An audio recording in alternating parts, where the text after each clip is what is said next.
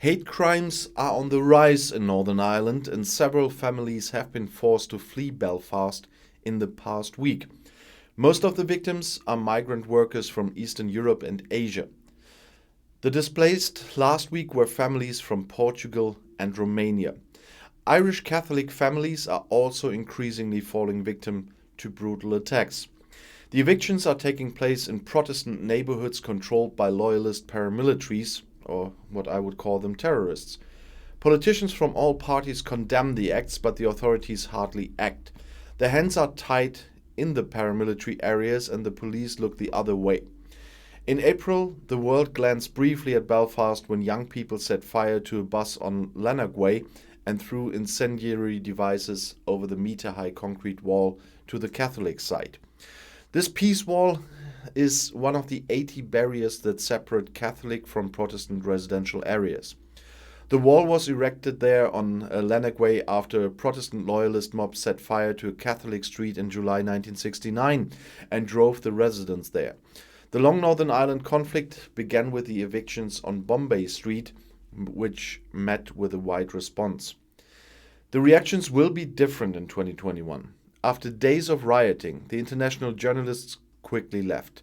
2021 is simply not 1969, and Brexit did not bring back the Northern Ireland conflict completely either.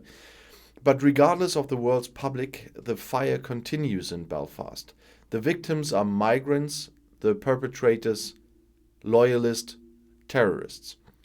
Fourth Parade is a 5-minute walk from Bombay Street on the other side of the concrete wall. On the night of last Friday, a car burned down there and a second was damaged. The windows of apartment buildings were smashed.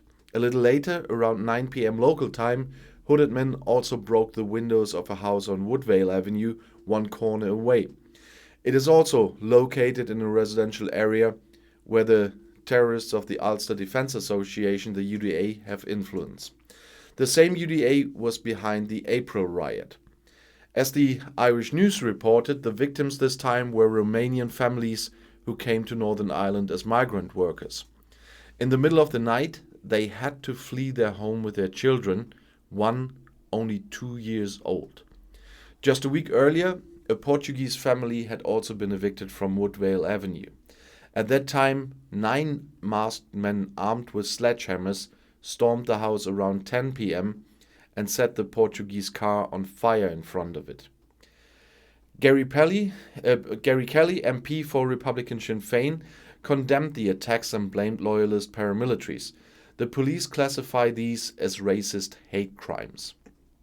Many more such crimes can be enumerated. On July 5th, a family was evicted from North Belfast and a man was beaten with a sledgehammer.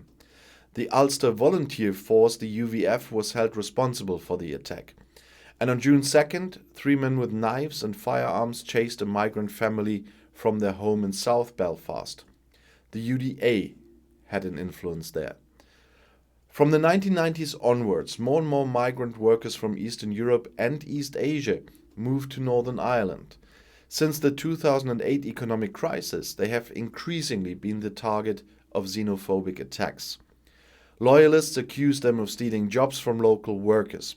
According to a report by the Housing Office, over 2,000 families were homeless as a result of attacks between April 2015 and October 2018.